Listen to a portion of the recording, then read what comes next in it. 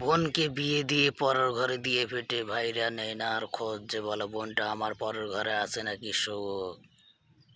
আরে বোনকে দিয়েছে পরের ঘরে, খোঁজ তো তোমাকে নিতে হবে, দেখতে হবে তোমার বোনটা সুখে আছে না দুঃখে আছে।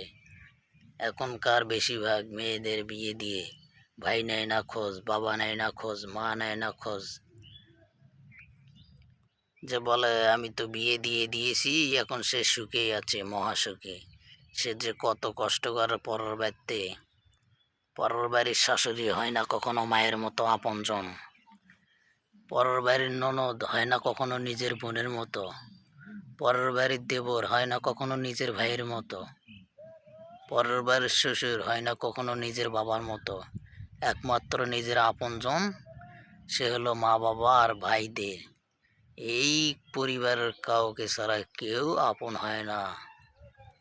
তাই তো বিয়ে দিয়ে বোনকে সবাই কেউ ভুলে যাবেন না, সবাই একবার না একবার খোঁজ নিয়ে দেখবেন আপনার ফ্যামিলির মেয়েটা ওই পরিবারে যায় সুখে আছে না দুঃখে আছে।